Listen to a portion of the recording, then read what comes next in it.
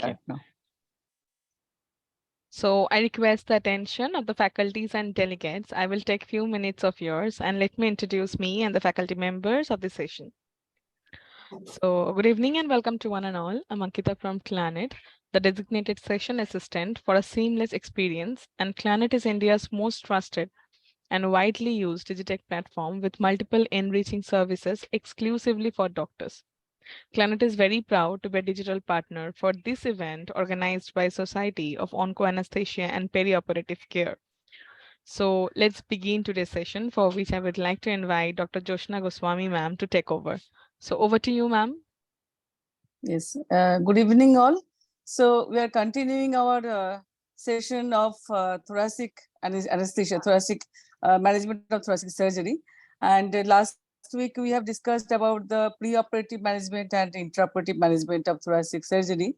And this week we will continue with the postoperative management of thoracic surgery, controversies and current evidences. So speaker will be Dr. Sudipta Mukherjee. And I will now invite our moderator for today's session, Dr. Shilpushp Bhosale. He is currently working as a professor of critical care medicine division and Department of Anesthesiology, Critical Care and Pain, Tata Memorial Center, Mumbai. And he has done DM in critical care medicine, has done fellowship, pediatric critical care from University of Toronto. And his main area of interest is use of bedside ultrasound. So Dr. Shilpushp, over to you, please. Thank you, madam, for the kind introduction. And I welcome all the delegates for this lecture series on postoperative management of thoracic surgical patients. And for this lecture, I would like to invite Dr.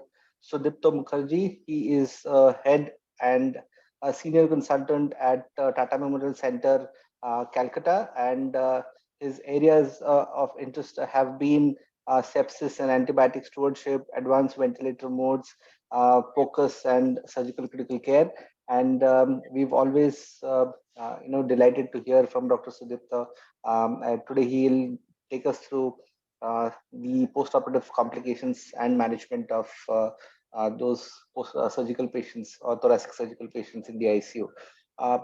Basic few housekeeping instructions for the delegates is you can type your questions on the chat box and we will take them after the end of the lecture.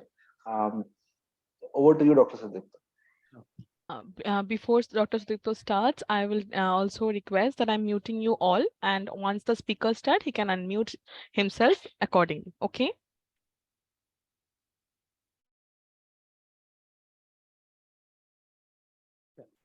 Good evening. Good evening, everybody. Am I audible? Yes, you are.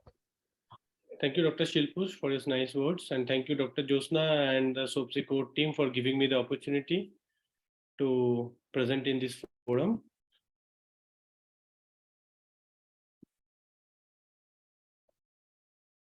So today's presentation will be on post-operative management of thoracic surgical patients, the controversies and the new development. And as the last session has discussed mainly regarding the preoperative management of and the intraoperative management, most of these patients has a reasonably predictable postoperative course, but in during management, if we have a structured protocolized approach to optimize their post-op management, so the postoperative recovery will be faster and the patient will go home quickly without any complication. Now, if things doesn't go according to our expectation, so then patient may develop complication, and being an intensivist, we have to manage those.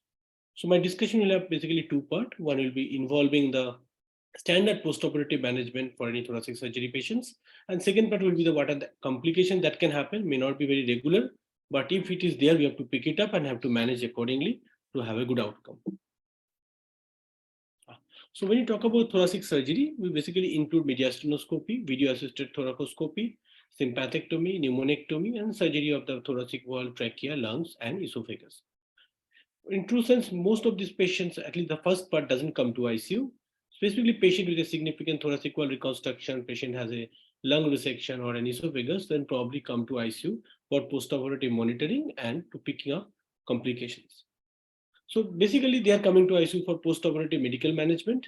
In case of high-risk patients, for anticipated complications, And if the patient is not stable in the immediate post-op period and requiring certain organ support, maybe non-invasive ventilation or invasive ventilation or vasopressor, they usually keep in a monitored bed for close observation.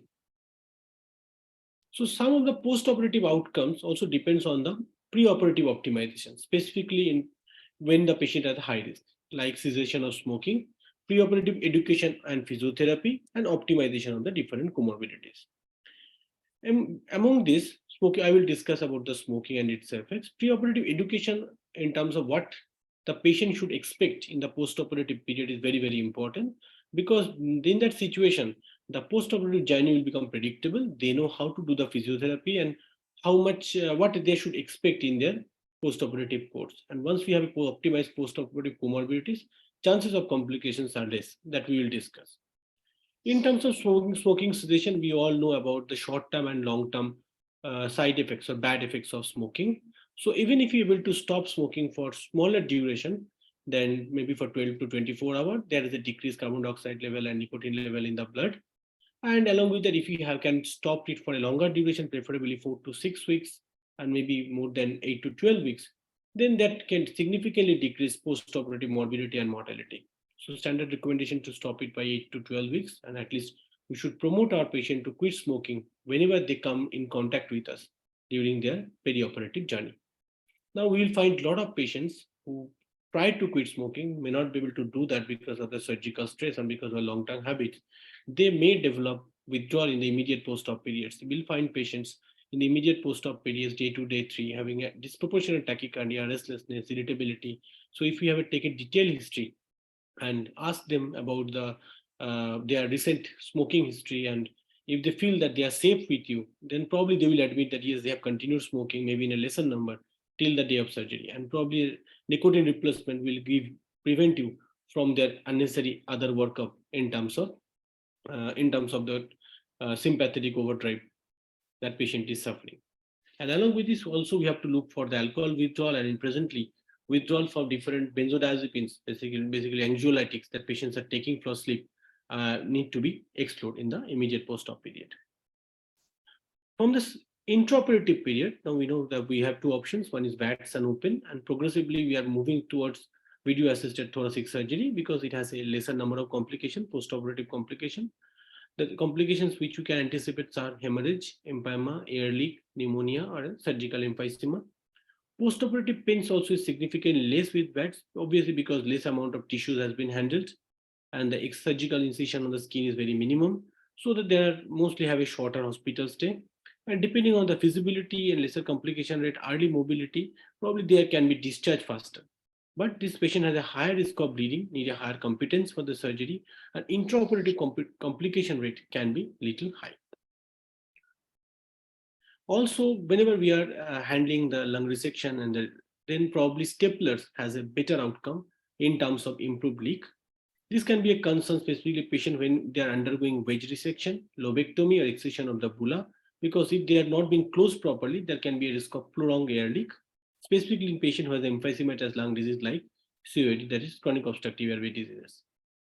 And sometimes this staple lines has been reinforced with different glues like polyglycolic acid fabric, polydioxane ribbon, bovine pericardial strip, bovine collagen, and recently a lot of units are using expanded polytetrafluoroethylene. And there are also options like electrothermal bipolar sealing. So you can see there are active interventions people have tried to decrease postoperative air leak in thoracic surgery, which is a very common complication but can have a very long-term effect. So when you talk about air leak, it can be inspiratory or expiratory. Expiratory is more common, or maybe continuous or forced expiratory. Forced expiratory means when the patients are trying to have a forced expiration, then they're probably developing a small air leak. So inspiratory mostly happens when the patient is in positive pressure ventilation. And because of that, we all know these patients, we try to take them off positive pressure ventilation as early as possible. So in the post-op period, we try to come on the sedation, we try to put them on pressure support and try to extubate them as early as possible, preferably on table. If not possible, try to do that in the ICU to the earliest, maybe in the early post-operative day 1. If this patient doesn't have any obvious pleural space, so the chest tube that we are putting into the thoracic cavity, usually in underwater seal. If the patient has a space, that's an empty space, and air trapped, only then we'll put a negative suction along with a underwater seal. And if the leak persists, probably then you have to go for a talc therapy or reopening of the surgical site. Now, managing this air leak can be really challenging, and most of these patients usually have an intercostal catheter. So what we have to do, we have to monitor the underwater drainage system for air leak. If the postoperative chest X-rays show expanded lung fin, then they doesn't need any suction, as I already mentioned, even if there is a bubbling. If there is a visible air space, then probably suction is needed and a balanced drainage system can be applied. In pneumonotomy patient, no suction should be applied because it can really cause torsion and the lung can be pulled up and causing torsion to the vascular structures. Suction is also applied in case of fluorosis with a talc. And if the patient has a long-term leak, then probably we can use for a Helmich valve container, which will help the patient early mobilization, and the patient may be discharged with this one-way valve that prevent air entry into the thorax but allow air exit from the thoracic cavity. Now, fluid management. Fluid management is pretty standard, I think, for thoracic surgeries also, maybe little bit extra caution. Now, we know that in the present era, we have significantly moved towards a restricted fluid therapy concept or a targeted fluid therapy concept. Because we understand if the patients are hypovolemic, they probably going to have a hypoperfusion to the different vital organs. And most concerning organ is the kidney. They may have organ dysfunction and can have a postoperative adverse outcome. On the other hand, if the patient has a significantly overload, then probably develop organ edema and organ dysfunction, and again poor outcome.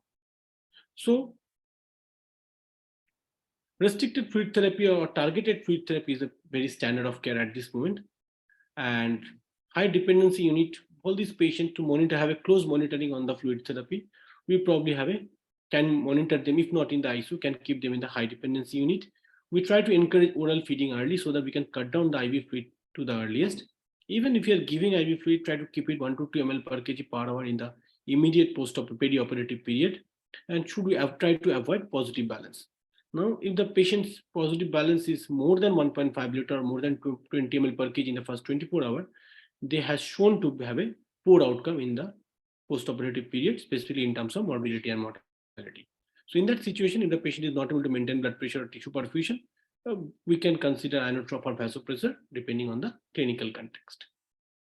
Pain management, which is very, very important in any perioperative scenario, specifically with the thoracic surgery, because with a good pain control, patient will comply with chest physiotherapy and ambulation and that will help us to prevent complications like postoperative pulmonary complications like infection.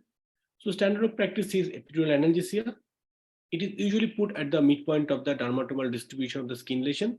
We use local anesthetics plus minus opioids.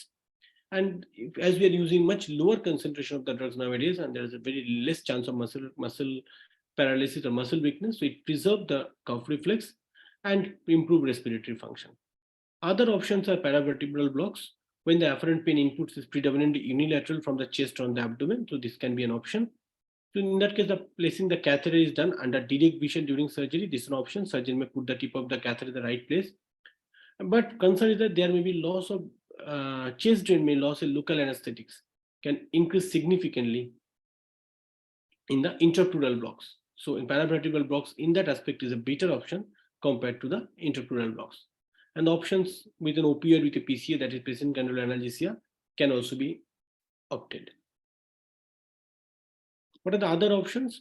Presently we have moved toward a multimodal analgesia. So we try to combine different modality of analgesia for the better pain control and also to decrease the drug-related toxicity, specifically opioids. So intrapleural local anesthetic is also an option.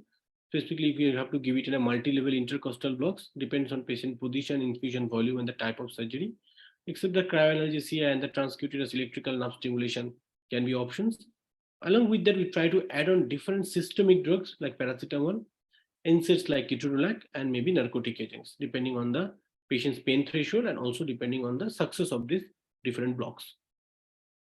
Physiotherapy and early mobilization, that is one of the key component of postoperative recovery.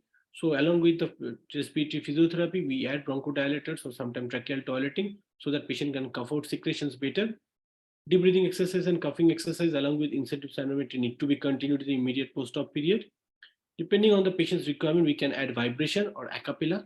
A cappella is a technique through which you have to do a force expiration through a machine, small handheld machine, and there is a vibration. Usually the physiotherapist add on, And as a result, mucus, the inspissated mucus can get dislodged because of the change in the airflow. Sometimes patient may need an endobronchial suctioning like bronchoscopy. And miniotracheostomy, though, is an option. Presently, it is a little bit obsolete, and very few units, I think, are practicing it. We are not practicing it. And as I already mentioned, during the initial intraoperative period, this patient will have a positive balance. We have to keep the mean volume to negative balance in the postoperative period. Try to use diuretics if needed. This patient may have postoperative lung complications, specifically in cancer subgroup of patients. A lot of time patient has some LRTI during admission and they try to suppress it because they know that OT will be cancelled. And those patients land into ICU immediately on day one, even with a fever, and you can see there's consolidation. So those patients may need a short duration of antibiotics also. Early postoperative ambulations and physiotherapy has reduced complications like atelectasis, pneumonia, empyema, and TVT, and it is reasonable standard practice, at least in our ICU. And also aspiration prevention is an important concept. So for that, whenever we are starting with an oral diet in these patients, we have to see whether there is any risk factor for aspiration, any risk of recurrent laryngal palsy, and whether there is any, this patient may aspirate during oral intake. DVD prophylaxis, again, very standard of practice in any ICU. So we can consider for a mechanical and pharmacological. Mechanical options are DVT stocking and DVT pump. When the patient is on the bed, then probably you can choose for a DVT pump. Once you start mobilizing them, then probably DVT pump may not be that helpful, and you can move for stocking depending on your unit's practice. On the other pharmacological options are LMWH, heparin, or NOAC. Most of us use LMWH or heparin in the early phase during the hospital stay, and depending on the other risk factor, we may consider to give NOAC when the patient is on discharge. For a standard thoracic surgery, we do not need a prolonged DVD prophylaxis. We need only during the hospital stay. And once you start LMWH or heparin, in that case, you does not need mechanical prophylaxis on a routine basis, because the studies have shown mechanical prophylaxis doesn't add on any extra advantage over pharmacological prophylaxis. Nutrition, we already discussed that we need to start nutrition as early as possible. Even the patient not tolerating the whole total feed, we try to give it at least topic feed on immediate basis. So to the earliest, we should start enteral nutrition for both conventional open or laparoscopic surgeries. For surgical healing, the daily protein and energy requirement is usually around 1.5 gram per kg body weight and 25 to 30 kilocalorie. Protein is a very important concept, specifically in the anabolic phase after the surgery. Along with that, we have to consider for micronutrients like vitamins and trace elements. Polymeric feed is better in critically ill patients because when you are giving kitchen feed, the calculation of the calorie and protein are not always optimal, and also there is, because of the handling, the chance of infection is higher. Only if you are not able to feed this patient optimally, or they are in the immediate post-op periods, and if they have an underlying malnutrition, only then parenteral nutrition should be considered as a rescue therapy. Enteral nutrition should always be our first choice. And these are the advantages of early postoperative nutrition. It reduces postoperative infection, reduces risk of microbial translocation in the gut during the hospital stay, decreasing morbidity and mortality. Favorable outcome in the resumption of bowel function, peristalsis, positive nitrogen balance, and substrate tolerance without increased risk of anastomosis dehiscence. So even patient has an anastomosis, we can consider for bowel anastomosis or abdominal gut surgery, we should consider for early nutritional intake, depending on the tolerance. Now, like any other surgery, thoracic surgeries also has a ERAS protocol by European Society of Cardiothoracic Guidelines, and most of the things that I have mentioned has been recommended by them. Now we'll come to complications. Now, most of the patients will have a very uneventful postoperative period, and they will go out of your ICU maybe in a day or two. Some of the patient will develop complication in the perioperative period, and problem is that we have to pick up early. So we have to anticipate what are the complications that can develop after a thoracic surgery and have to treat them accordingly. So for that, we have to look for even in the preoperative period, you should look for the risk factors, and you have to anticipate what can be the postoperative complications. Now, this is the scoring system that has been applied in the immediate postoperative period. And if you follow them closely, you can pick up pulmonary complications early compared to the standard clinical assessment. This is called flame score. And it has three major parameters like dyspnea, chest X-ray, and administered oxygen. and 4 minor parameters like quality of the bronchial secretion, quantity of the bronchial secretion, quality of the cough, and pulmonary auscultation. With an increase in the phlegm score, the risk of pulmonary respiratory failure and pulmonary complication increases in the immediate postoperative period. So these are very important concepts, that if the patient has a higher bronchial secretion or the bronchial secretion become thick, probably it's suggestive of an infection. If the patient has a poor cough reflex, probably they are very prone to develop infection because of retention of secretion. And if the patient has a progressively increase in the oxygen requirement, or there is a new onset chest infiltrate in the X-ray, then probably they are developing a pneumonia or a postoperative basal collapse consolidation. Because the thoracic surgery, the pulmonary complication rate is the highest. There are units which is reported at as high as 60%, when the pulmonary complication after an upper abdominal and lower abdominal surgery is only around 20% to 5%. Most common is the pneumonia and atelectasis, and sometimes it can be really challenging to differentiate between these two.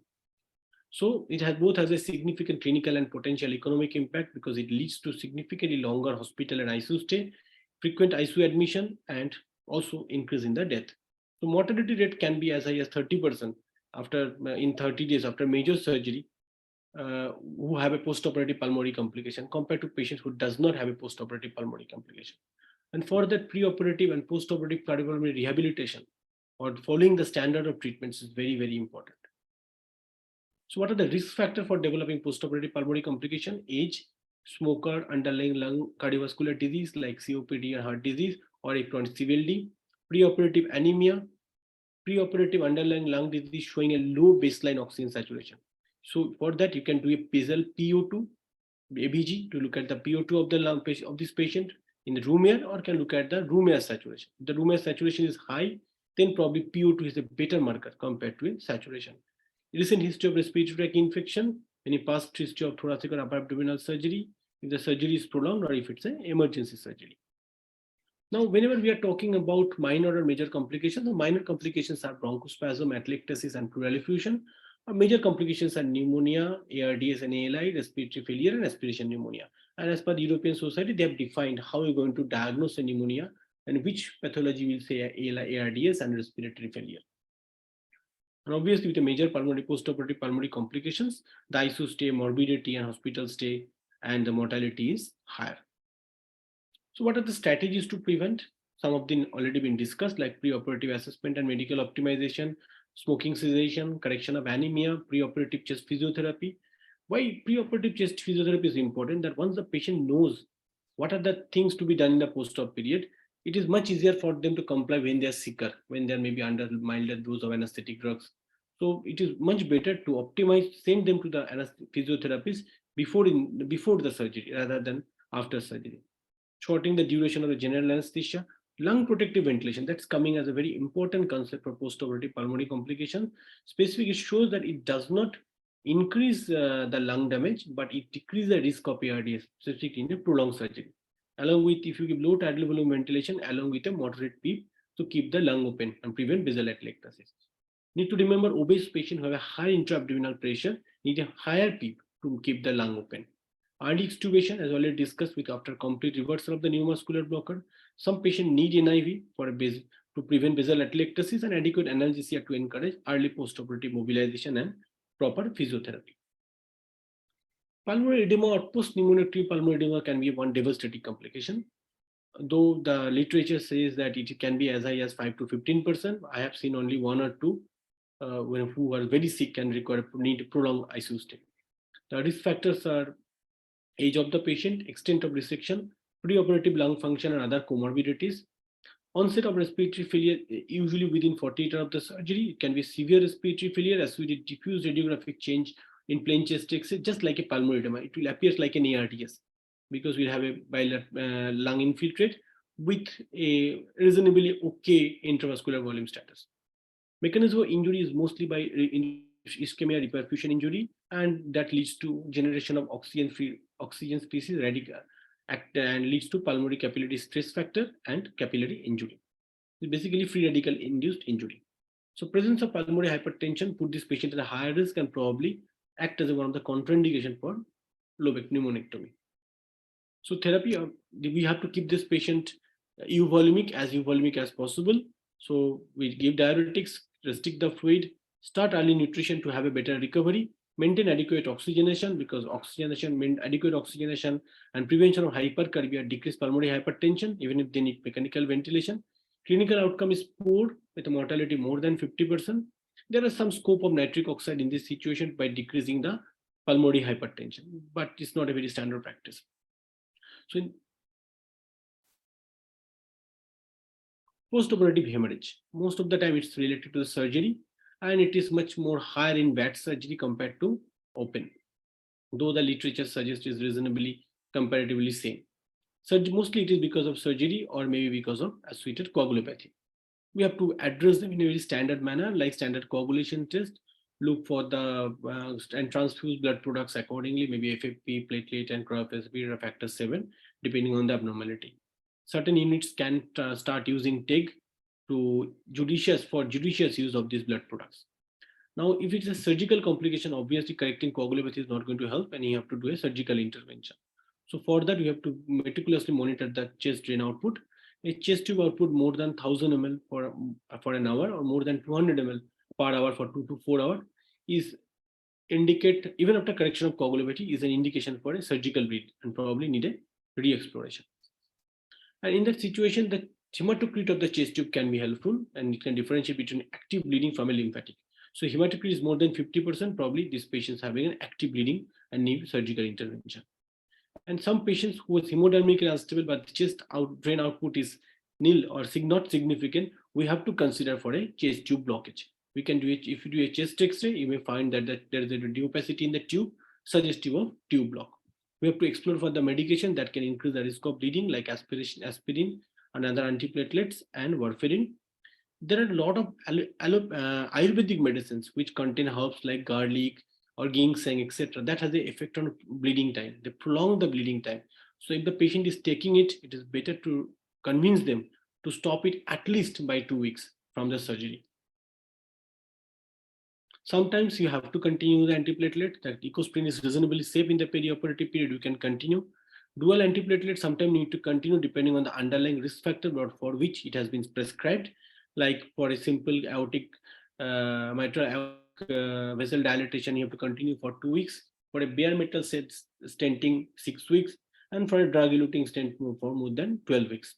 So we know that that's a very standard practice. If you have an emergency surgery and if you have a coronary artery disease, usually cardiologists put a bare metal stent because they know patient have to be gone for a surgery and they cannot afford a dual antiplatelet. If this time frame is not maintained and is an elective surgery, better to postpone it. Clopidogrel can cause significant bleeding, so it have to be interrupted in a highly surgical patient. So now a lot of cardiologists have shifted to ticagrelor in that aspect from clopidogrel because it has a better safety margin and can be stopped by 36 to 48 hours before a planned procedure. And warfarin to be discontinued for 3 days. So if there's a thoracic bleeding, so we have to convert it to open thoracotomy to control the bleeding. Most of the time it is from the pulmonary artery or vein. Proximal control of the pulmonary artery before dissection of the branch is a safe preventive measure in case of open lobectomy. This is surgical intervention, just like to mention. And bleeding from any local site we have to explore. If there's the residual clotted thrombothorax, we have to go for a VATS or open exploration and evacuation of the hematoma to prevent development something called trapped lung. That means if there is a clot in the lung, you have to remove it. Otherwise, lung get trapped into it, and this lung will eventually not expand and collapse and lead to respiratory compromise, and eventually this clot get infected and develop empyema. Next common is after the lung, the next common complication is the cardiac complication. And probably people who are working in the thoracic unit know AF atrial fibrillation is the most common complication. And in lobectomy patient, it can be up to 20%, and pneumonectomy, it can be as high as 40%. So what are the risk factors? Risk factor can be patient related, that is pre-existing cardiovascular disease, postural change, limited pulmonary reserve. Surgery related, depending on the extensive procedure, intrapericardial pneumonectomy, extrapleural pneumonectomy, anesthetic drugs. Some of the anesthetic drugs makes it prone to develop arrhythmia and if there is a major bleeding. Or treatment related like previous history of thoracic radiation and old age. Most of the time it is transient and self-limiting, and main target will be to rate control rather than rhythm control. So a lot of time we use a beta blocker, selective beta blocking agent or diltiazem. So though in my unit still we are practicing amiodarone as a first choice of therapy for postoperative atrial fibrillation, but literature suggests that it is better to use a beta blocker or diltiazem as a first line. If it is recurrent or continuous, then probably the drug of choice is amiodarone and flecainide. Amiodarone should not be given if the patient has a severe lung disease or patient has undergoing a pneumonectomy. Pneumonectomy, it is better to avoid it. The incidence of ARDS, which is very new information for me, is significantly higher with amiodarone. That is nearly 11% compared to non-amiodarone group. That is patient who has received beta blocker and diltiazem. So it is better to avoid amiodarone in the thoracic surgery patients with atrial fibrillation. Flecainide is not presently available in our practice, and also it is not indicated if there is an organic cardiac disease. It increases the mortality and cardiac arrest. If there is no immediate response with the treatment, then probably this patient needs a longer duration of therapy, depending on the clinical response, up to 1 to 3 to 6 weeks also. But it does not need lifelong therapy. This is basically the acute stress, and eventually we have to taper up the rate-limiting drugs. Anticoagulants. So we have to choose our patients accordingly. If the patient has a 2 or more risk factors for stroke, like age, hypertension, impaired left ventricular function, prior stroke or ischemic disease, so then have developed a postoperative atrial fibrillation, which recur or persist more than 48 hours. Not settling by 48 hours, they will need anticoagulation. Patient who has less than 2 risk factors and not suitable for warfarin, you can continue with ecosprin also. That's a reasonably okay option. So after that, we have to start with the oral metoprolol or beta blocker to continue in the postoperative period if the patient is having it from the preoperative period. It decreases the chance of atrial fibrillation significantly.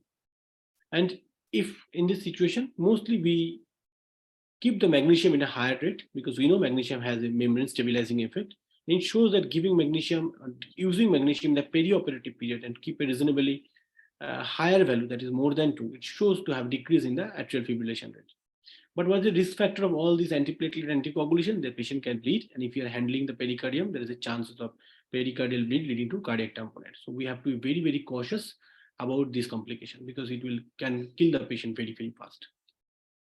Myocardial ischemia, that can happen after any major surgery, and also here in thoracic surgery, the incidence is documented incidence of myocardial ischemia is around 4%, and infarction is around 1.2%.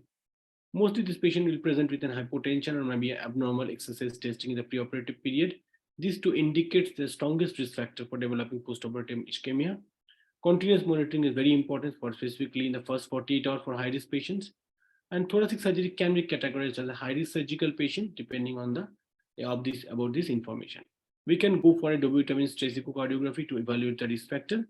And if the patient has a very high risk factor, probably they need angiography followed by stenting, depending on the finding, and surgery may need to be deferred by 2 to 4 weeks. And as I mentioned, if the patient has to be stented maybe in the background of malignancy, better to go with a bare metal stent so that you don't have to delay the surgery for very long in view of dual antiplatelets. And there are different scoring systems which evaluate the risk factors for a higher postoperative cardiac complication. This will aware that is reduced functional status, history of myocardial ischemia, heart failure, cardiomyopathy, valvular disease, past history of arrhythmia, other organ failures like renal failure, CVA, diabetes, chronic pulmonary dysfunction, obesity, and anemia. There are other complications that can happen in the next few weeks or months, which may not be very common, but that can be very, very disturbing for the patients and also for the surgeon and the treating team. One of them is right to left shunt. So we know that 20% of the general population has a patent foramen oval, but because the left side pressure is high and the right side pressure is less, so there is a very less blood flow from right to left.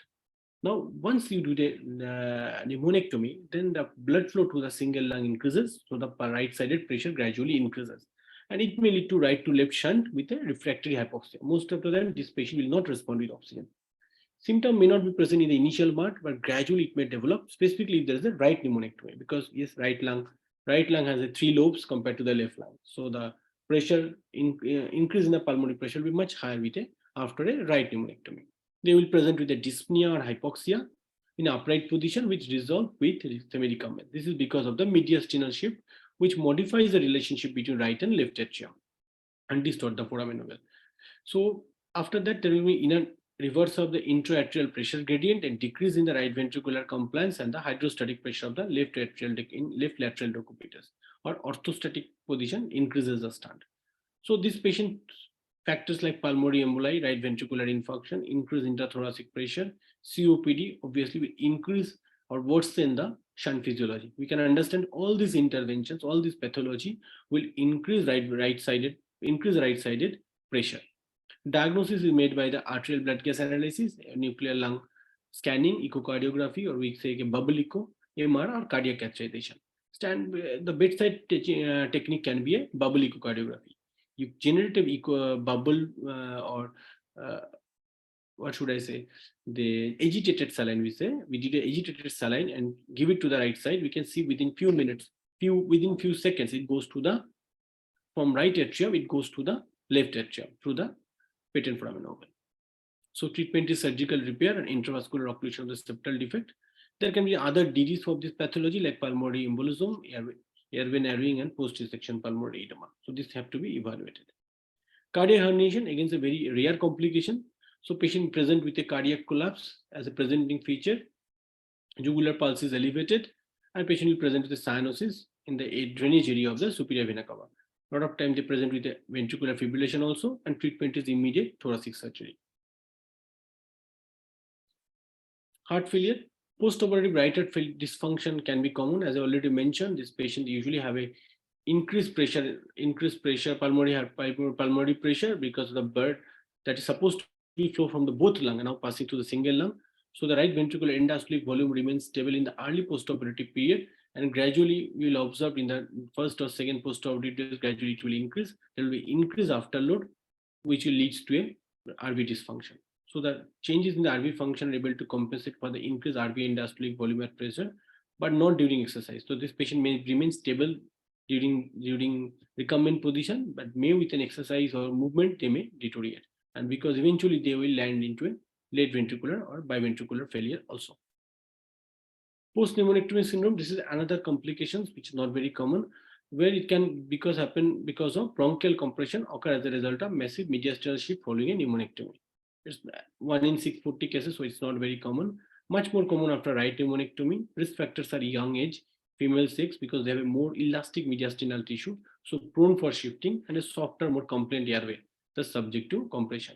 Now, this patient typically present with an exertional dyspnea, stridor, and recurrent pulmonary infection within 1 year of pneumonectomy, airway stenting, followed by surgery. Is a definitive treatment.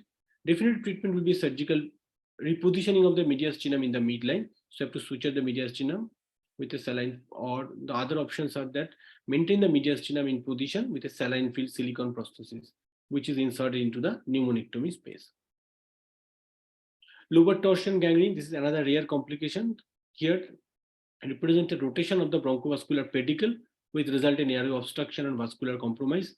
Patient's condition manifests as a fever, severe chest pain, massive hemoptysis, bronchitia, sepsis, and even radiologically, there will be abrupt consolidation and an abnormal location with a collapsed lung.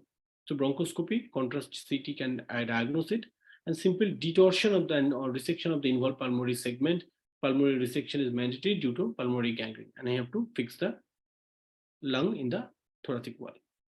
There are other complications like chylothorax, prolonged air leak, and injury to the local structure. Now, the injury to the local structure, you can't do much about it except continuous supportive care, like injury to the phrenic nerve or the recurrent laryngeal nerve. If there is an injury to the phrenic nerve, patient may present with a one-sided diaphragmatic palsy. We have seen that. If there is injury to the recurrent laryngeal nerve, you find patient will have a hoarseness of voice. When you evaluate the vocal cord, we found there is a one side of the vocal cord probably not moving properly. And even with a non-invasive technique like an ultrasound, you can pick up both of these two, that movement, restricted movement of the diaphragm and recurrent laryngeal nerve, followed by need to do the intervention. Few words about chylothorax. It's a rare complication. Incidence is less than 1%. It happens due to direct or indirect injury to the thoracic duct, and mostly happen during dissection. Aggressive mediastinal lymph node dissection with an incomplete ligation of the lymphatic channels or subclavian venipuncture can also lead this. These patients will lead to nutritional deficiency, dehydration, immunological dysfunction, and respiratory compromise because of continuous drainage of the thoracic tube.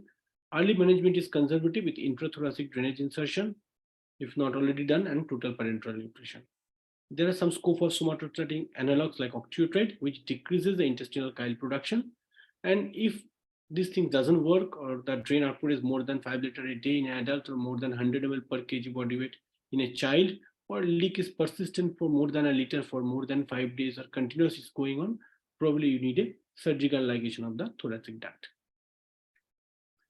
Another complication can be because of air leak. So most of the time, this air leaks is a very common finding in the immediate post-op period. They usually settle down by 24 to 48 hours after surgery. And when in maximum 5 to 10% cases need any active intervention. So whenever there is a air leak, we have to differentiate between a pleuropulmonary fistula or bronchopulmonary fistula. In pleuropulmonary fistula, the intensity of the leak is usually mild to moderate. Often they appear during expiration, and insertion of ICD with an underwater seal and sometimes in a low pressure negative suction if there is an empty space in the thorax is enough. For a bronchopulmonary fistula, specifically is a large and continuous air leak is noted. It appears both during inspiration and expiration. This prognosis is comparatively poor. They need a definitive therapy. Probably have to do a fiber optic bronchoscopy, maybe a CT scan, and we have to identify the source. So treatment, if there is underlying infection, have to treat with antibiotic and maintain a posture to avoid spillage to the opposite lung, and conventional surgical interventions or new endobronchial treatment modalities may be tried for blockage of those cells. Sometimes patient may have a prolonged air leak. There are some risk factors, specifically like emphysematous lung, poor general condition like cachexia, lung pathology, patient has anemia, hyperglycemia, COPD, history of previous chemoradiotherapy, hypoalbuminemia. They can have a prolonged air leak. Again, management is mostly conservative with connecting the drainage tube with the Helmich valve. I told them the patient needs a prolonged thoracic drainage in terms of air. Probably you can consider for a Helmich valve, which is a one-way valve, and can send this patient also at home with this Helmich valve. Now, even after the Helmich therapy, the patient is not recovering, and then in rescue therapy, you can consider for a blood patch or maybe a chemical fluoridesis and very rarely these patients need a surgery. Now, if you look at our regular practice, most of the patients or most of the post-operative complications even after thoracic surgery is related to infection. And a significant number of patients require certain antibiotics, maybe 10 to 15%, maybe 20% cases, patient needs some antibiotics in the post-op period. So to conclude, thoracic surgery, whenever doing with the post-operative management of thoracic surgical patients, there are certain standard of care which is needed for all post-operative patients. Some interventions are for all critical ill patients, and some are dedicated for the thoracic surgery, like fluid management, optimal analgesia, physiotherapy. These are applicable for any after major surgery.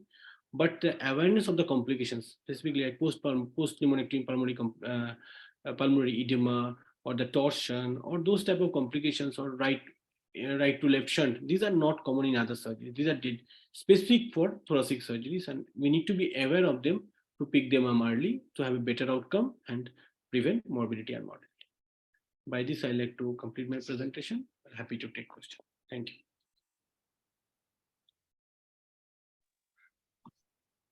Excellent presentation, Dr. Sudipta, as usual. And I think you've covered most of the complications that are there in the post-thoracotomy or post-thoracic surgery, even the common and the uncommon ones. There are a few points that you actually highlighted and that were pretty important because, and a few of them were, one of them was the pre-operative herbal preparations that patients do take and generally is missed out, and that is one of the cause of unexplained bleeding in the post-operative period, which is very difficult to manage because you wouldn't understand why the patient is bleeding. And the point that is because aspirin you would stop, warfarin you would stop, and we are pretty sure about it. But these herbal medications, you have to be sure that you stop at least 2 weeks before the surgery, and that is a very critical point. Ginseng is very commonly taken nowadays. So for all the delegates, I would request to put their questions on the chat box. Meanwhile, can we get Dr. Swapnil Parab on the panel also if he's available? One question is from Dr. Rakhi Khemka. Do you practice intermittent morphine through epidural catheter for post-op pain relief? And if yes, what's your take on quality of analgesia as compared to continuous infusion? And any complications such as delayed discharge from the ICU, what evidence do we have, Dr. Sudipta? We do use intermittent morphine in certain subgroup of patients, specifically thoracic patients. In terms of delayed recovery, or patient become drowsy or become sedated, I don't think we have much experience on that. Most of the patients are doing fine Only concern is that if you give a higher dose of morphine, specifically compared to the patient's body habitus, they have a very refractory kind of nausea vomiting. That is the only complication I have seen in post-op period with a epidural morphine, epidural bolus morphine.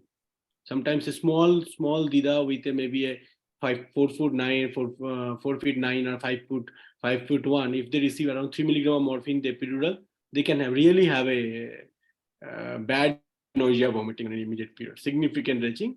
But obviously, we understood that we give the management and next dose we come down to maybe a 2 milligram or 2.5 milligram, and they're doing fine. But the quality of analgesia is excellent. Yeah. So, Dr. Sudipta, you mentioned a little bit about ERAS, and we all know that ERAS is picking up in thoracic as well. So, just in continuation with the question that Dr. Rekha has mentioned, do you think that there is a scope of having opioid-free anesthesia or analgesia for thoracic surgery patients? And is there any benefit in that?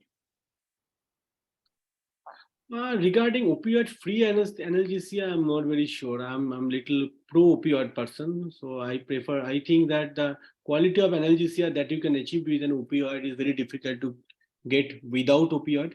So eventually, we do try a lot of other techniques by our anesthesia team with different catheters. But eventually, what is my experience as an overall, not as an individual patient, as an overall, that if you give opioids in your multimodal analgesia, the pain control is much better compared to opioid with an effort to opioid free.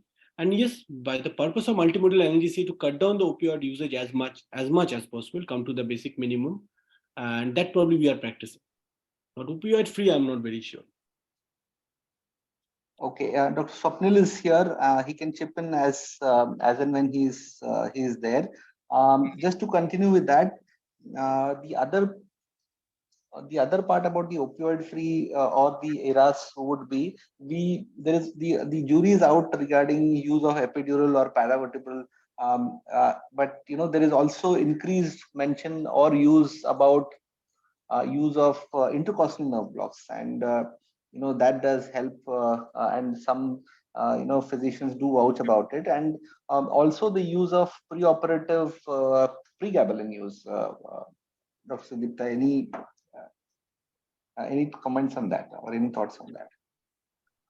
Regarding the intraoperative analgesia part, regarding the intrapleural blocks, I don't think we are using it routinely. I think my other anesthesia colleagues can tell that better whether we are using it. But the problem is that if you have to give it at the infiltrate at a multiple level, so the volume will go up, and the literature also says a significant amount of the anesthetic drugs will be lost in the chest tube.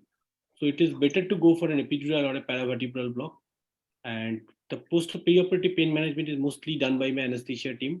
I'm being work as a supporting person to them.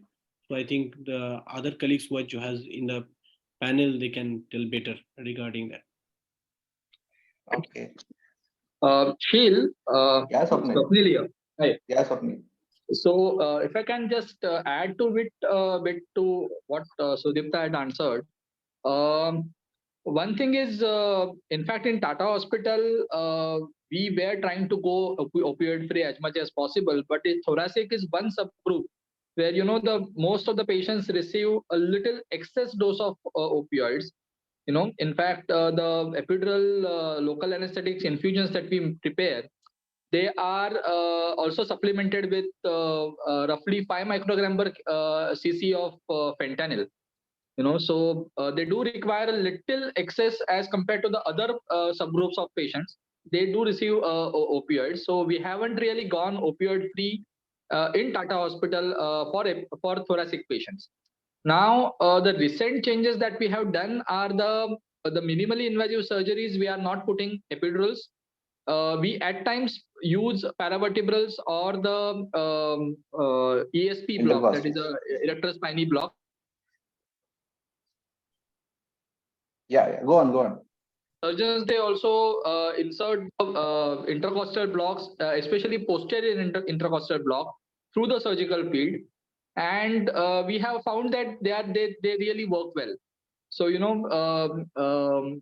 if you block usually the surgeons are nowadays operating through a uniportal incision. So single port is there, and through that they operate. And so the intercostals which are blocked is just one level above and one level below. So at 3 levels, they give a posterior intercostal block, and that works really well for first 12 hours after the surgery. Okay. So we have another question from Dr. Indira Gurajala. So she's asking that most guidelines say ticagrelor to be stopped 5 days. You mentioned 3 days. Or do you have a reference for this? I've put it from a book chapter. I can share that. But regarding the literature, I will check and get back. Yeah. So 3 days is what generally is practiced. I'm quoted from a book chapter by Dr. Anand Dayal and Sumit Jadhav. So what I have to check, and I will to get back to you if you ask for international guideline. That I'm not sure.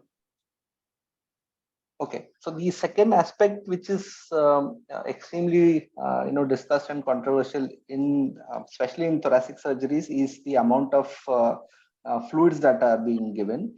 So, Dr. Sudipta, you mentioned briefly about the volume of fluid that is given, but do you practice any dynamic measures of volume responsiveness, and what is the type of fluid? Do you use albumin? Do you use colloids? If you use colloids, what is that? We mostly use a crystalloid, and mostly it's a ringer lactate. Sometimes maybe a plasmaloid. Try to keep it within ringer lactate or plasmaloid or any other balanced solution. We rarely use colloid. If you use colloid, it is only albumin, but that's not a standard practice in immediate post-op period. In rare situation, maybe we need a colloid. And that mostly happens if the patient is really intravascularly hypovolemic and surgeon is really not comfortable to give fluid. Sometimes then we have to have a tug and wear and eventually probably land to a maybe okay, give some colloid, don't give crystalloid, something like that. And regarding the volume assessment, we mostly use echo in our post-op operative period, and the whole team is very much comfortable with that. We look at the volume status, we look for the with left ventricular outflow velocimetry and all those things, and try to optimize our fluid with this aspect. And as this patient in the post-op period, most of the patient has a spontaneous breathing effort to going for any volume responsiveness by a fluid challenge, or all those things can be little challenging. For PPB, SBB, even those patients, even though we have the monitor, it is not applicable in a post-operative period compared to what we can do in a intraoperative period. Okay, great. So similarly, we always think about post-op pulmonary edema and fluids being one of the other factors. You look at echo guided measures. You briefly mentioned about right heart failure, and so do you also look at incidence of pulmonary hypertension post-op, and do you actually treat it any differently than? We look at the measure if the patient is symptomatic, not on a routine basis, because in these patients will have a certain amount of pulmonary hypertension in the post-op period. Whether that is going to cause any problem or not, that is the concern. So as a preventive measure, as I mentioned, we already maintain avoid hypoxia, hypovolemia, and hypercarbia. That's we avoid. Try to keep them euvolemic, adequate oxygenation. And if the patient is symptomatic, then we can monitor for the pulmonary hypertension. That's also we mostly majority of the doctors who are working here can do a measure the pulmonary hypertension by an echocardiography. Yeah, do you treat it? Suppose if you find pulmonary hypertension, do you treat it? Not much. So if the patient is symptomatic, like it is significantly higher, the patient is symptomatic, patient is having respiratory distress, probably we discuss with the cardiologist, we probably add in calcium channel blocker. We optimize, give supplemental oxygen, even if the patient's saturation is okay, to decrease the pulmonary hypertension, not beyond that. Most of the time it doesn't need beyond that. We have one question. What is the optimum mode of ventilation that you practice after lung resection surgery in the post-operative period? So rarely these patients need a ventilatory support in the post-op. Most of them get extubated and come to ICU. Even some patients come to ICU, we try to keep them a very maybe a low tidal volume ventilation. That's a very standard practice for ICU, irrespective of patient has an ARDS or not. So all the patients receive 6 ml per kg. If someone has a pneumonectomy, sometimes we go up to 4 ml per kg also. Depending on the patient, we try to give a PEEP of 6 to 8 and try to optimize it depending on our lung ultrasound, and we try to extubate them to the earliest. Rather than the mode, whether volume control or pressure control, much more important is to optimize the respiratory parameters in terms of the plateau pressure, optimize whether the patient's basal lungs is properly recruited, and you avoiding hypoxia, and the driving pressure is optimal. These are more important rather than whether you are using a volume control or a pressure control. Those things are not that important. And try to extubate them early or change them to a shift to a pressure support ventilation. That is helpful. Yes. I don't see any other questions. So what are the patients that you prefer to, or you generally get ventilation for post-operative period, apart from bleeding and all those, your routine? Routine thoracic surgery patients who are requiring routine post-operative ventilation is a patient who undergone thoracic wall reconstruction. This is a standard patient who will require 24 to 48 hours. We have one patient who going to sedated and paralyzed on ventilator for 5 days also. It depends on the extent of the thoracic wall resection and the reconstruction. And surgeon usually tell us that, okay, this is the amount of reconstruction we have done. Continue elective ventilation, sedated and paralyzed for next 2-3 days. So what we do initially, rather than keeping them sedated and paralyzed for that total duration, we discuss with the surgical team, can a small amount of respiratory effort is allowed? If we say maybe after 12 or 24 hours, some amount of respiratory effort is allowed, then we try to come down on the muscle relaxant as much as possible and try to give them a minimum dose of muscle relaxant to prevent the ventilator desynchrony or preventing them from taking very deep breathing effort. And that helps us to extubate them once they are okay from the surgical side. Yeah, exactly. So we have Indrani madam with us, which she's got a comment. She says, in reality, actually 1 to 2 ml is quite difficult to maintain. Dynamic indices are a better yardstick. I couldn't agree more, madam. Is madam there on the panel? So yeah, so Dr. Sudipta, madam says that it is hard to maintain 1 to 2 ml per kg of fluids, and you would need dynamic indices. Do you use those apart from central line, any PPV or your cardiac output monitors? Not routinely. The problem is in a post-op period when these patients are already on having spontaneous respiratory effort. Putting them going for a dynamic indices can be very challenging. Those are the first things. So unless the patient is sedated, paralyzed, we are giving around 80 ml per kg tidal volume.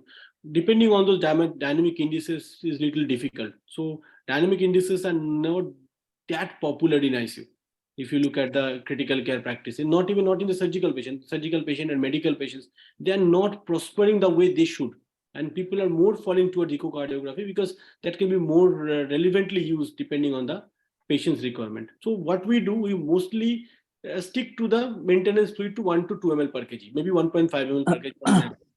And after that, depending on the volume status, we try to evaluate whether there is any evidence of tissue hypoperfusion. If the patient has a tissue hypoperfusion, only then we try to increase the fluid, either by increasing the maintenance fluid or maybe give small boluses. Yeah. Ma'am, can share our practice. That would be very helpful. Indrani ma'am, can you share your practice, how you are doing?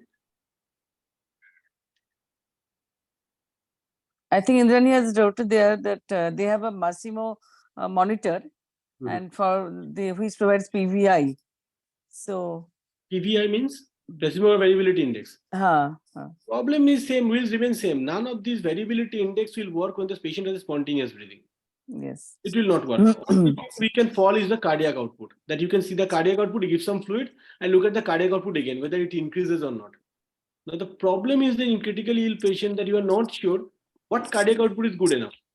Whether 5 liter is okay, you need 7 liter or 10 liter.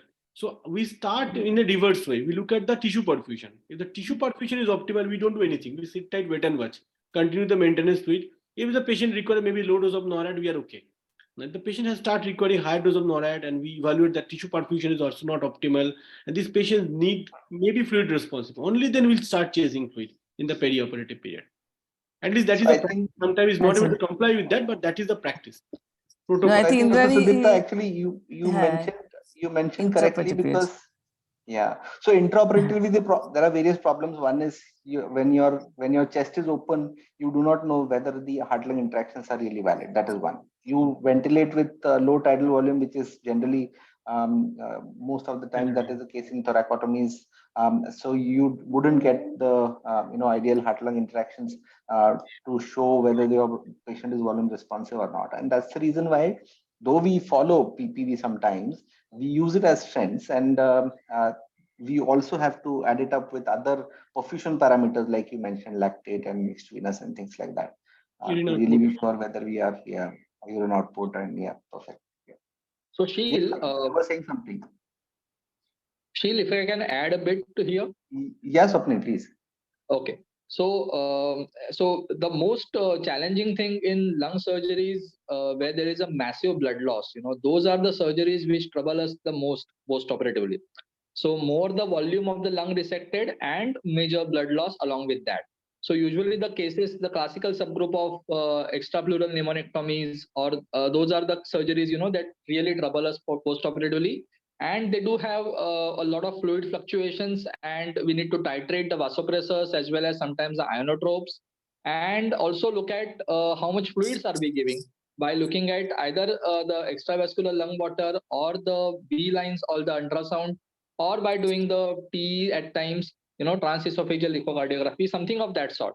So as Sudipta correctly mentioned, most of your dynamic indices like pulse pressure variations, stroke volume variations are not useful because the chest is open during surgery. Also, we are not ventilating with a very high tidal volumes. So these indices may not be cannot be used. So what we use intraoperatively is the stroke volume. We actually measure the stroke volume, and we try to sort of get the stroke volume to the supramaximal levels pre-operatively by identifying what is the supramaximal stroke volume, and then deciding what is the target stroke volume that I'm going to maintain intraoperative, and then we can titrate our fluids as per that. Also, the downstream indicators like lactates and SCPO2, if you have a central line, that can also help you to decide about the adequacy of fluid management. Post-operatively, if I personally prefer using a Pico monitor, which is or a volume EV1000 monitor, because that also gives me the extravascular lung water. Although there is a bit confusion about whether that monitor has been calibrated for a post-pneumonectomy indices or not, but we have used it in some of the patients, and the fluids were guided as per the extravascular lung water in a post-operative period. So that basically tells you when to stop, when to stop giving additional fluids and when to go up on the vasopressors, or whether to give fluids. A CVP, a low CVP, also sort of rules out a hypervolumic status in a post-operative period. So if your CVP is on the lower side, at least you know that you can give fluids. Okay, but obviously you'll have to follow the CVP also on the not a single reading, but maybe after a fluid challenge you'll have to again measure and see how much is the rise in CVP. So these are some of the things that we use at our institute. Though it's a bit of a difficult phase where there is a bit of dilemma. There are no clear guidelines exactly what is to be used and what not. But this is what we follow. Yeah, I guess we grab to whatever we get. Madam, you had some comment. Yes, fluid management regarding during intraoperatively. I don't know how much this indices will help. Usually, we do not use in our setup when there is open chest, and obviously we are going up lung protective ventilation. Usually, do not use any indices to guide the fluid management during intraoperative period. As Swapnil said, that stroke volume may help. In that case, if we can actually want to use something, and extravascular lung water also do you see something during the surgery intraoperatively? Not intraoperative, madam. It is post-operative. So few cases I have tried to use it. Okay. Unfortunately, there were few logistic issues because of which I couldn't use it. So intraoperatively as well, I had tried to follow the trend in the extravascular lung water and decide the fluid accordingly. But frankly speaking, very handful of cases, not much experience in that.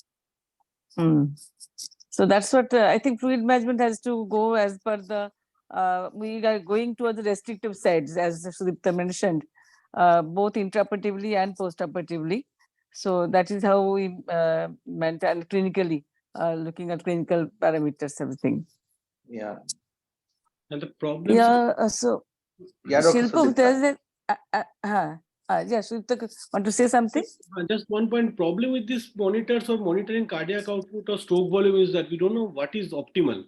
So what we can do, we can look at the cardiac output, stroke volume. We can give some fluid and look at whether it increases the stroke volume or not. Because suppose whether 50 ml stroke volume is optimal or 60 ml is optimal, we don't know. There is no standard cutoff for this cardiac output. That's the biggest problem we face when you are monitoring it. Occasionally, we give small amount of bolus fluids. We receive patients who have maybe an EV1000 or maybe a flow track in the intraoperatively, not in thoracic surgery, in other subgroup, and they're coming to ICU, got extubated day one, still the monitor is there. So maybe low dose NORAD. What we do, we give a small bolus of fluid and look at whether that increases the cardiac output or not. If it increases, probably giving fluid is more logical. Otherwise, we don't give it. But we cannot use those variability indexes in postoperative period. Yeah, so Sudipta, basically, what you said is right. To know exactly how much stroke volume is the optimum stroke volume is little difficult to know. But going by the literature, what the literature suggests is, you are supposed to give a small fluid bolus and see whether the rise in the stroke volume that happens is more than 10% or not. Absolutely. And let the patient reach the point on a Frank-Starling curve where there is not much increase in the stroke volume when you give a smaller fluid bolus, and that's probably where you have reached the probably the flatter part of the curve, and that's probably the maybe the supramaximal stroke volume which we can target, and then 10% minus that would be our target stroke volume. So that's what we have tried in some of the cases. Although as I said, we had done this in maybe even less than 10 cases, but that's what we tried, and it can be done. It's not that it cannot be done, it can be done, but there is no evidence to support that as of now. There is no literature to support this particular practice. Yeah, I think we'll have to see how we can optimize our fluid management goals.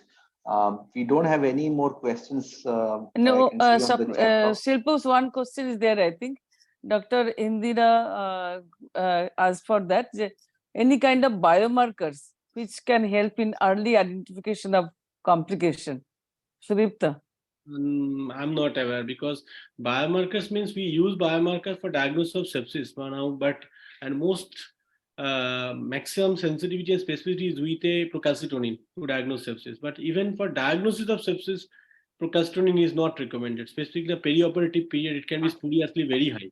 And so mostly what we do, we monitor organ function and try to conclude from a clinical judgment. So if the patient has a post-op, start recurring, increasing the oxygen requirement and all those things, we try to get a microbiological data and try to start our antibiotics rather than depending only on the biomarker. But yes, sometimes when you are stopping antibiotic, when you are trying to rule out an infection, sometimes we use procalcitonin as a rule out technique rather than rule in. Yes. So, Dr. Sudipta, you mentioned a little bit about mini track. So, not using. That is in the literature, but we are not using that. That being mini doesn't help in any way. We dig up for track. So yeah, few of the centers do have aggressive bronchoscopy during the post-op, pulmonary toileting. What is your take on that? Yes, my unit also have a very aggressive attitude towards doing a bronchoscopy and removal of secretion. So that's our surgical team is practicing. The patient not only cough out, they try to do 1 or 2 episodes of bronchoscopy. My only suggestion is that to them also that look at whether it's a hyperactive airway or not. There are times patient got bronchoscopy and got intubated in the same go. So this is a concern, and I'm not much favor of that unless there is a collapse consolidation. If there is a collapse because of its retained secretion, That is a different issue. Other just because patient is not able to cough out, because patient will have secretion again within next few hours, and he need to cough it out. So the concern will be to what the focus should be on physiotherapy and active mobilization, all those things, rather than bronchoscopy. But if there's a collapse, yes, definitely bronchoscopy has a role. Yeah, I agree. And last question is like, yeah, madam. One thing, yeah, Shilpushp, any other questions there? No, I don't see any questions on the chat box. Nothing else. Okay, so I just want to ask you and Swapnil, why you are so much bothered about the opioid-free analgesia in thoracic surgery? Because see, we feel there are so many other blocks and everything is coming up, but then all of us know that thoracic patients, especially, they need the maximum very good pain relief so that they can do physiotherapy and everything. And opioid free, actually, there is no evidence to make it opioid free. It should be opioid, whatever minimum amount of opioid to be used, opioid sparing anesthesia, not the opioid free anesthesia. No? So yeah, madam, I mean, our topic today is controversies, right? So that's the reason why you have to have this. Okay, And okay. like we all jump onto the bandwagon, and then the pendulum swings from one side to the other, and we also swing according to the pendulum.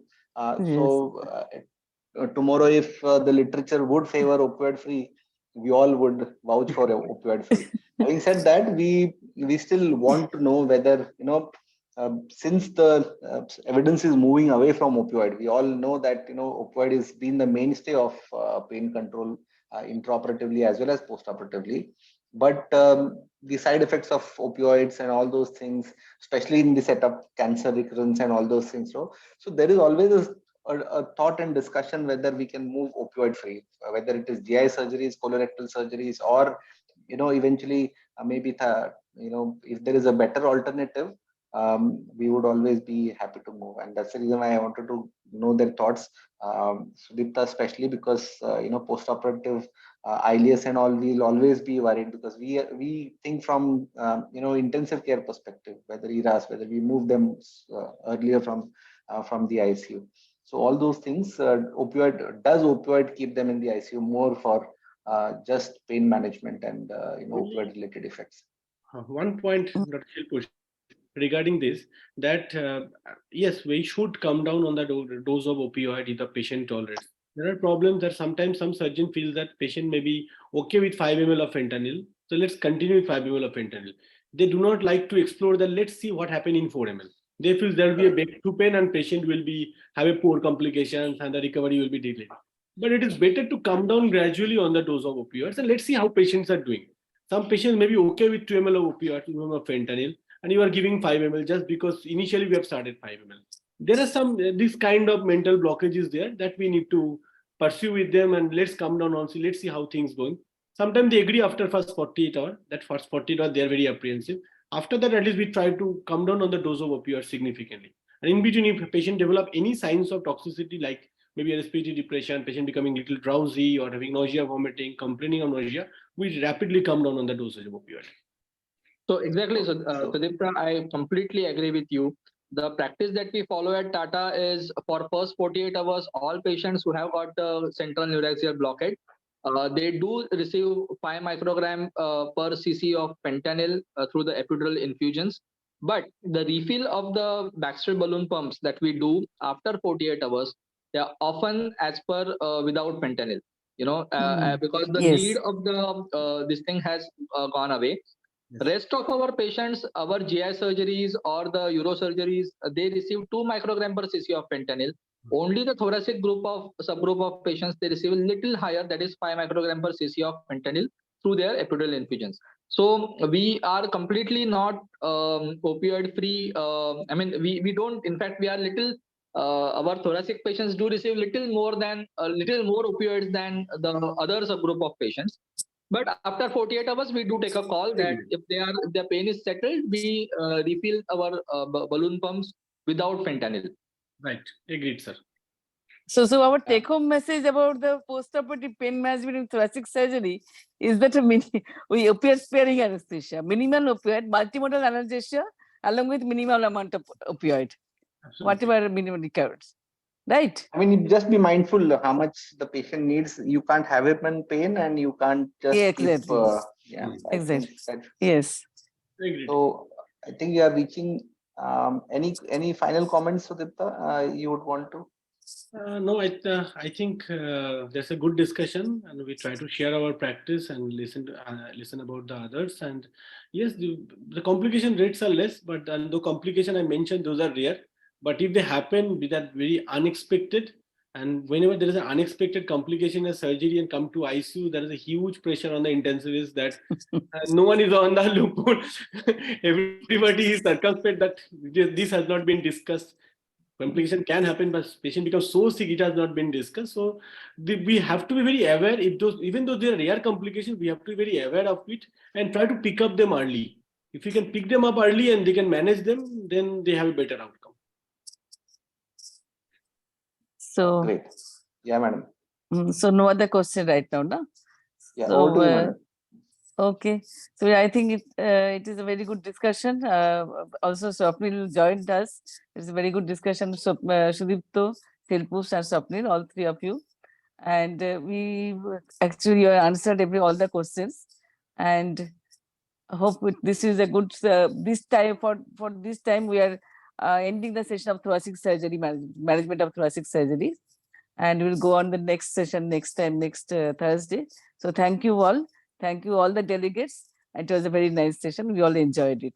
Thank you. Thank you so much. Thank you so much, everyone, for sharing your valuable insights, and hoping to meet you again on the platform very soon for the next session. And thank you for extending us the opportunity to host this session.